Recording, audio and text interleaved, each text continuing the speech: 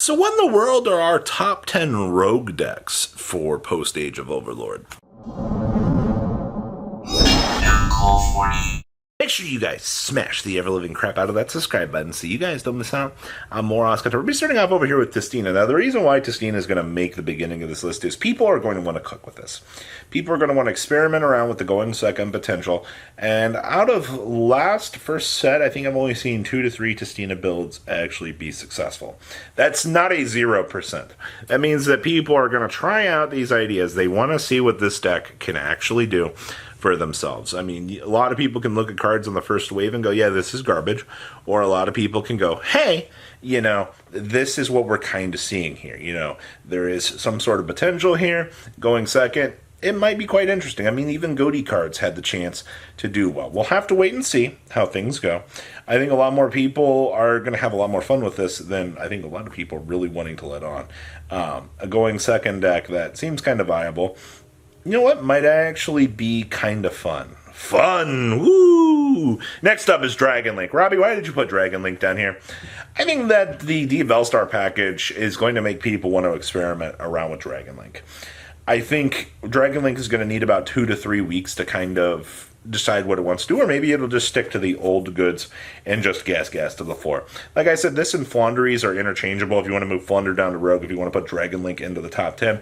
It depends on how you want to look and perceive things.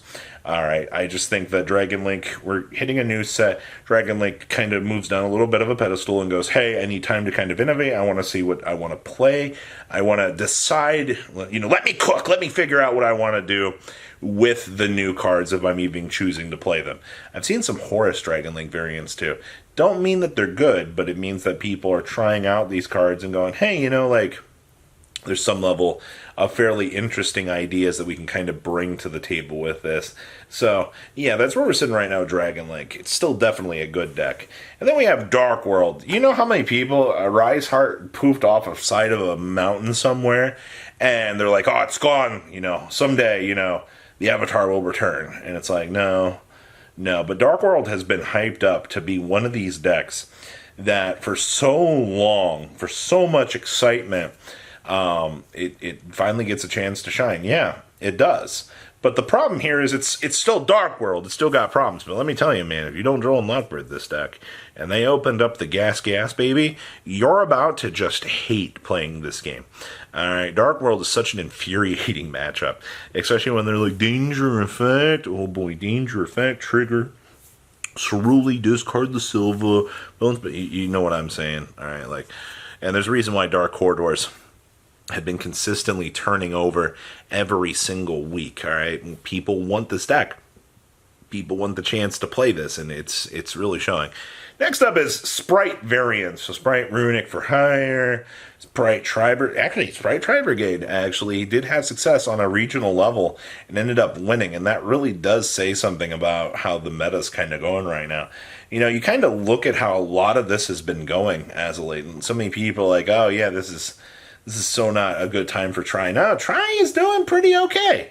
Honestly, the thing that's really showcasing with the meta is, how consistent, you can draw that 6-9 cards in the for hire build. But the engine has started to power creep itself. It's been apparent for a very long time that we are seeing this spin of power creep actually kicking the deck around. Do keep in mind, yet again, that it is the Sprite package can get you a top 16 invite. There's no ifs, ands, or buts about that, alright? Top 16 is Easyville. Actually, top 32 is even easierville with this package. You just have to have a good, consistent day, and it'll get you there. And then we have Salam Man Great. The Duelist pack brought a lot to the table. It was really cool. People told me that they weren't going to play the new cards. They're dog crap. And I'm going to keep bringing that up because that was some of the stupidest opinions I've ever read in my life. And look at the consistent builds we're seeing now. They're all playing the Ring 4 Link 4 nobody's going to play. And they're both playing, or most builds are playing the Salam Man Great of Fire. Yeah, that's what you get out here when your community thinks that they know everything. Good times. But it tends to be the same story over and over again. The new Salam Man Great stuff did make the deck a top 32 competitor. You can make top 8 for regional level, but you're going to be working your butt off so much harder than you really need to at this point in time.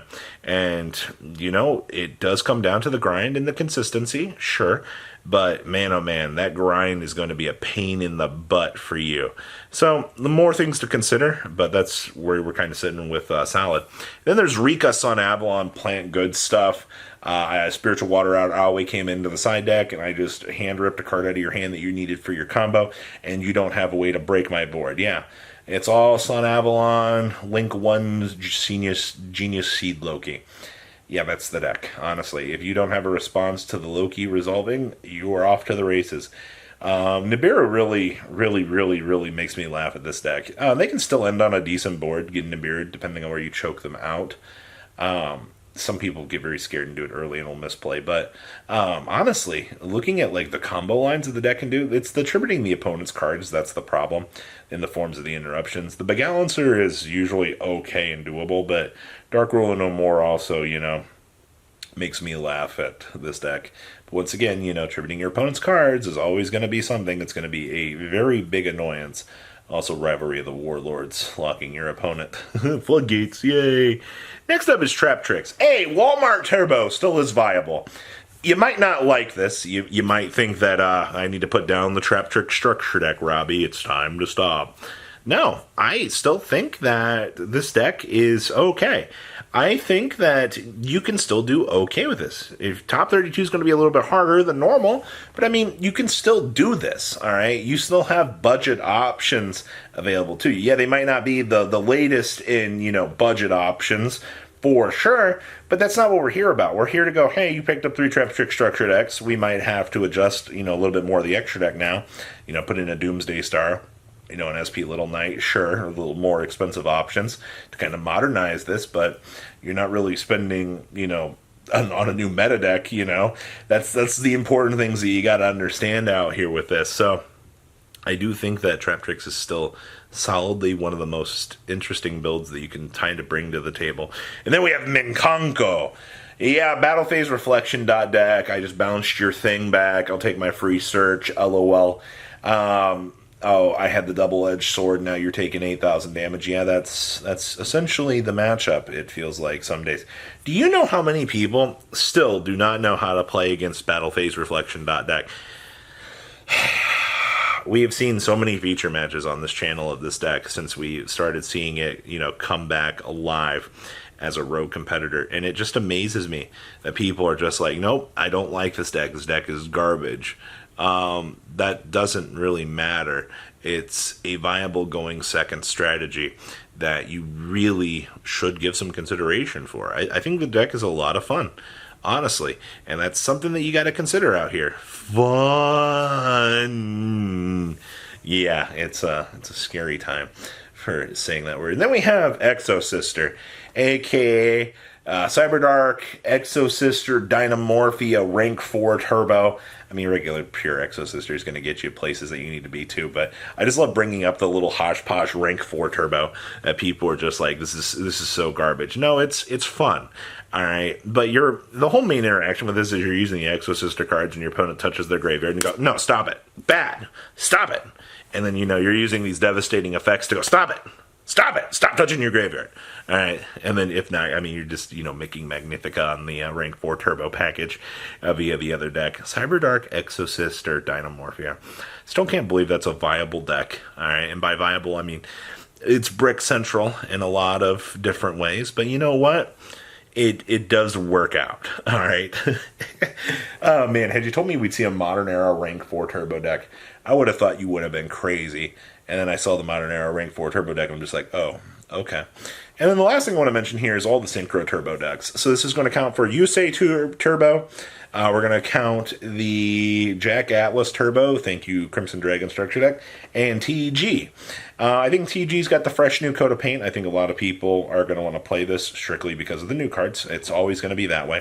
Jack Atlas Red Dragon Archfiend Turbo is still doing fantastic out here. The deck is a massive, consistent pile.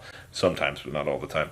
And then Yusei Fudo Turbo, aka, you know, making the Cosmic Blazar, smashing through the front door. Although, the expected stuff with this. But all three decks, they kind of do the same thing. They set up a huge field and then proceed to laugh at the opponent in Synchro. You just pick your different flavor. It's honestly the most consistent thing I can tell you about that. 5Ds is just Synchro Turbo. Who would have guessed? Please leave a comment down below. Tell me what you guys think about these rogue choices, and I'll see your beautiful faces back here later in the day, guys. Peace out. Patrons, thank you.